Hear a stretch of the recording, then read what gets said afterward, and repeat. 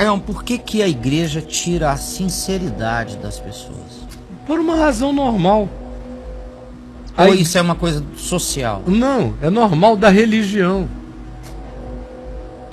Toda religião tira a sinceridade das pessoas.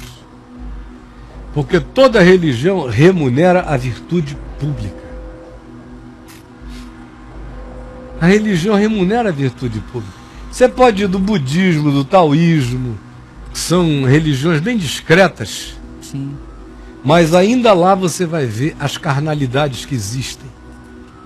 De como os virtuosos são os que praticam as meditações, as virtudes ou as ações de compaixão perceptíveis pelos demais.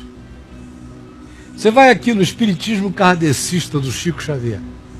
Já mostrei aqui aquele documentário das ambiguidades infinitas do Chico Xavier, daquele outro cara que foi companheiro dele durante anos, ainda está aí nas paradas, é um outro cara que tem pinta de charlatão, do cabelo todo branco, se veste de branco. Vocês lembram quem ele é? Ele tem lá coisas que eu sei no meu coração que eu repudio, e não são nem só as do espiritismo, são as da atitude humana dele. Mas ele tem declarações que não puderam ser negadas a respeito do Chico Xavier, que relativizam completamente Chico Xavier. Mas e daí? Qual o problema do Chico Xavier ser relativo? Ele é relativo mesmo. Quem creu em outra coisa? Só um idiota. Pensou que o Chico Xavier não era um homem com pulsões sexuais, com uma falta de identidade sexual, efeminado. Se nunca teve uma relação sexual, foi mais homoafetivo do que qualquer outra coisa. E daí? Só não enxerga isso no Chico Xavier quem não quiser enxergar. Mas e daí? Qual é a pergunta? A pergunta é essa, por que a hipocrisia? A igreja então, tira a sinceridade das pessoas? Como é que o Chico Xavier poderia chegar e dizer numa reunião kardecista, gente, eu não sou heterossexual, também não pratico sexo com ninguém, mas o meu coração é homoafetivo, por isso as minhas relações são todas com as mães de Chico. Pronto, ia acabar, a mídia já ia dizer, Chico gay, perdeu, não sei o quê, porque eles querem alguém que seja sobre-humano para a gente poder viver na bagaça da nossa humanidade. A religião que é um sumo sacerdote impecável, para os que habitam o átrio do templo poderem ir para o bordel depois. Além disso, a religião também privilegia todas as virtudes públicas, porque são das virtudes públicas que a religião vende o marketing da sua superioridade moral para as pessoas. Enquanto exemplo. Exemplo, reis do exemplo. E mais do que isso, como a religião também vive de exemplos, de leis, de observâncias e de morais, e os seres grandiosos dela não são os humildes, nem os quebrantados, nem os arrependíveis, nem os mutáveis. Os seres dela são as estátuas de liberdade engessada e mortas ou cimentadas por ela. São exterioridades. Tudo aquilo que é essência é desprezado.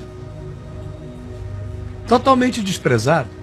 De modo que na religião, por exemplo, em 1998, eu recebi cartas de líderes evangélicos, quando eu postei na internet o que tinha acontecido comigo e as decisões que eu tinha tomado, recebi cartas de tantos líderes, inclusive da Igreja Presbiteriana do Brasil, me dizendo, Caio, você já me ajudou, você viu durante 25 anos como eu tropecei, caí, pequei, você me ajudou, você sempre foi íntegro, nunca fez isso, agora a única vez que você cai, você escreve uma carta e confessa?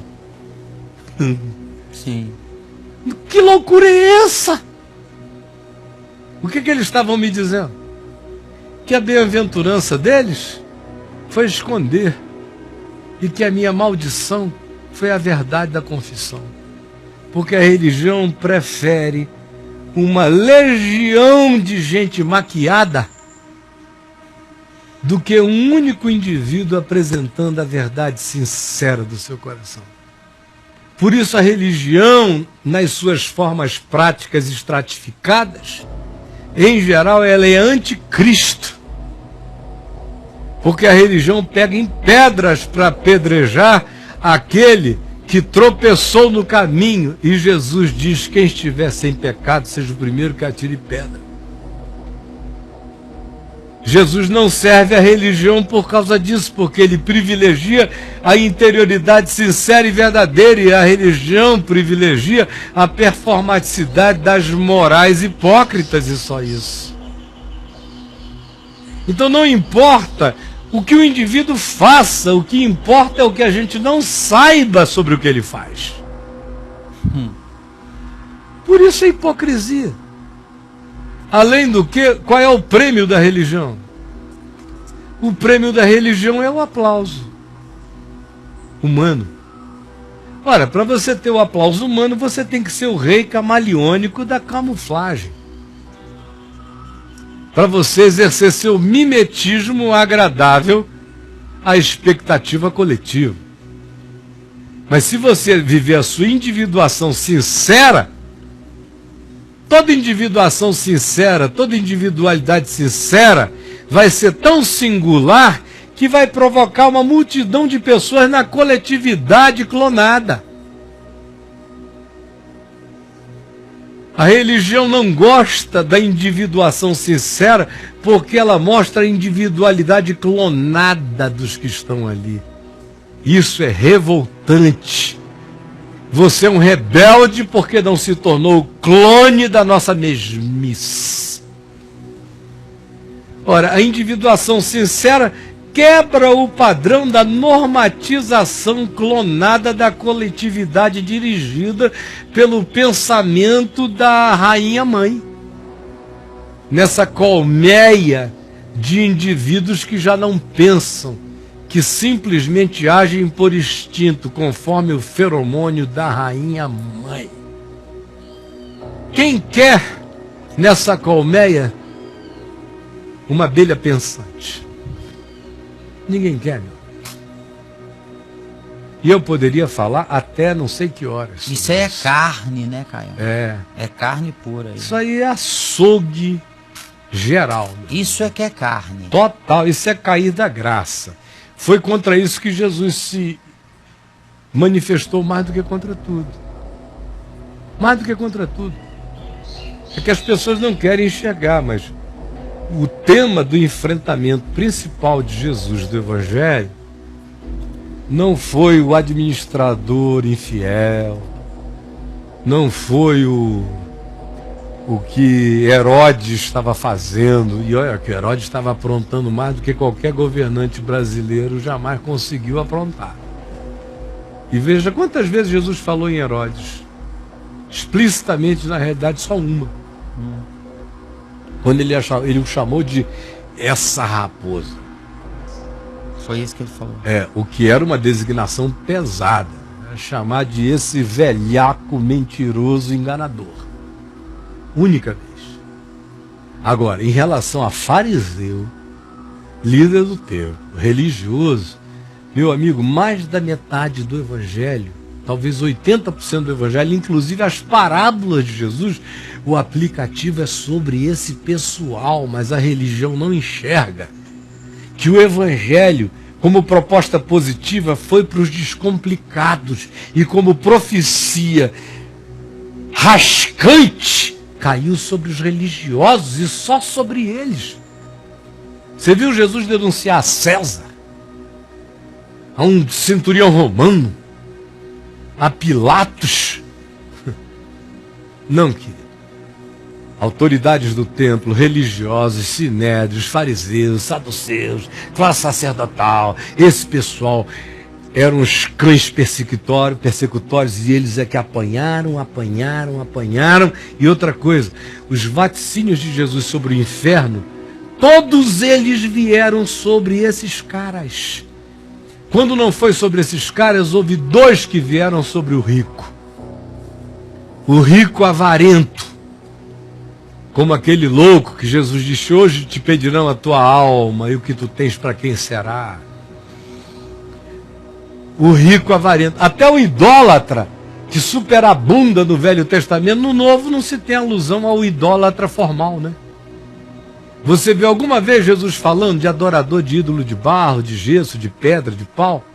Não, ele fala do adorador do templo, o adorador do sacrifício, o adorador do dízimo, o adorador do ritual, o adorador de tudo da lei, o adorador do que o povo adora e acha que é coisa bonita. Ele diz, essa é a idolatria.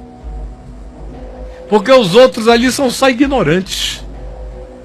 Mas vocês pecam pela presunção de dizer nós vemos. É porque vocês dizem nós vemos é que subsiste o vosso pecado, porque se vocês não visseis, pecado não teríeis. Mas porque dizeis nós vemos, subsiste o vosso pecado. Mas eles não querem entender, não sei porquê. Aí me chamam de herege, do óbvio. E aí? Caio, eu sou o pastor da Mundial. Ah, Caramba. Eu queria pregar o evangelho verdadeiro sem essas coisas, sabe? Sem toalhinha santa, sem campanhas malucas. Porque eu vejo as ovelhas sendo enganadas e eu estou de mãos atadas com as pressões que eles me fazem. O que eu faço, Caio?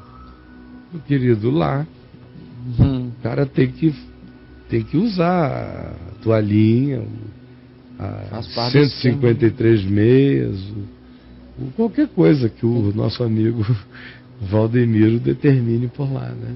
Ele está em Israel, então, né? É assim? Você está em Israel nos dias do rei Acabe tá em Israel. E de Jezabel, está morando na capital Samaria, em Jezreel. Exatamente. Aí Elias não tem vez. Aí, meu querido, falsos profetas é que estão com tudo. Então, você pregue a palavra, no particular as pessoas, e toda oportunidade que você tem, anuncie o Evangelho com a pureza com a qual você possa já ter discernido que ele assim seja e deva ser crido e pregado e anunciado. E se prepare para o tranco. Se prepare para o tranco. Você não precisa nem ser muito explícito. Basta você começar a anunciar o que tenha cheirinho de graça de Deus, de misericórdia por nada, de bondade por nada, de acolhimento divino às pessoas por nada, só porque Ele é bom. E a sua misericórdia dura para sempre, sem barganhas nenhuma a serem propostas. Basta que esse cheirinho chegue aí, que na mesma hora você já vai sofrer retaliações. O Evangelho mesmo sendo pregado, eles não aguentam, não suportam. A começar do Valdemiro e de todo mundo que está abaixo, sob quem você está. Então, meu amigo, você decida, chega uma hora, meu companheiro, em que a gente tem que dizer quem é Deus na vida da gente, se é Baal ou se é o Senhor.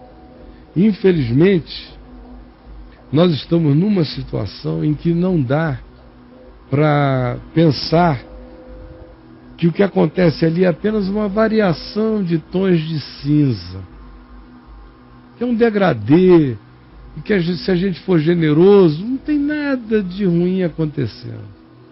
Infelizmente não dá, para mim pelo menos não dá. E eu não sou dado a radicalismos e não há um pingo de fanatismo em mim. Mas o que eles fazem ali, o que eles fazem oculto só referia vergonha.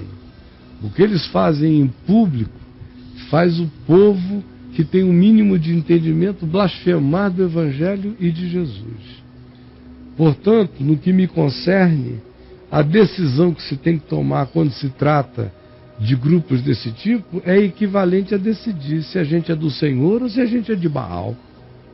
Chegou a um ponto, meu querido, que não é mais uma questão de não estavam ainda bem firmados na fé. Como Paulo disse aos de Éfeso, em que vocês foram então batizados? E precisava esclarecer, mas a intenção do coração já era inclinada na boa direção. Não. Não é como Priscila e Áquila instruindo a Apolo para que ele percebesse melhor o significado do Evangelho da Graça. Não. Não se trata de uma gradação. Se trata de outra coisa, é outro Evangelho. Não é o Evangelho de Cristo. Então a decisão é: se eles não puderem mais ter você lá, escolha sem titubeio. Você é do Senhor. Você não precisa sair antecipadamente. Luterize a sua saída. Pregue as suas teses na porta da catedral. Aproveite o púlpito que eles dão para você pregar e anuncie a palavra. Nada contra ninguém, só em favor de Jesus. Seja em favor de Jesus de cabo a rabo. Anuncie a graça de Deus de cabo a rabo. E você vai ver a insuportabilidade disso. Quando eles não suportarem e disserem, vá daqui, você foi. Mas você não tem mais nem o que escolher, já está escolhido dentro de você. É ao Senhor que você vai servir, porque o resto, mano, não é uma questão de não ser legal, de só ser feio, de não ser aconselhável, não. O resto é maligno, o resto é macumba, da Universal, da Mundial, macumba. Vocês estão fazendo macumba. Estão vendendo fetiche, estão enganando o povo, são estelionatários, são lobos vestidos de ovelha. O Evangelho tocou você, tire a capa da ovelha e converta a natureza do lobo, se transforme pelo Espírito em ovelha do Senhor Jesus. E pague o preço que tiver que pagar, porque, mano, se a gente não tiver a coragem de pagar o preço, não está pronto para botar a mão no arado.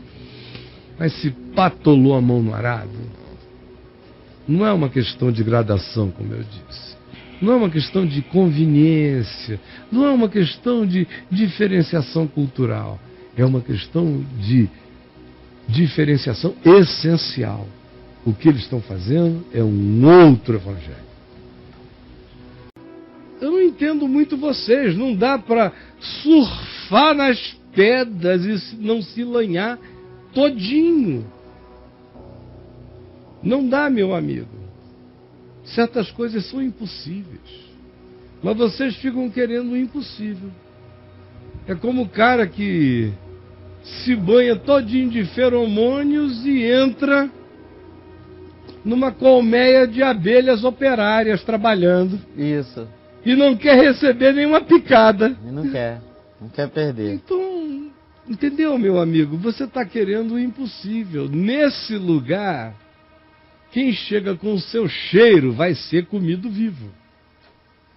Então, para que insistência? Por que você não procura um lugar de comunhão, uma colmeia de doçuras, ao invés de ficar levando ferroadas o dia inteiro? Eu lhe pergunto, existe alguma necessidade de sofrer da sua parte? Ou o que condiciona você essa continuidade tão absurda? É, sim. E aí? Mas é o que eles sempre falam, né? Mas é que eu gosto daquelas pessoas. As pessoas já aparentemente não gostam mais dele, né? Já tem quantos anos que eu frequento lá. Então, tudo bem, fica. Então não reclama, né? Eu sou muito simples, bro. Eu, quando reclamo, não falo com ninguém. Já fui. E se eu não falar com ninguém e estiver ficando, é porque tá bom. Mas ninguém vai me perguntar, escuta, você quer sair daqui? Porque não existe essa pessoa com esse poder de me surpreender. Quando eu quero sair, eu já fui. Quando eu quero ficar, eu fico.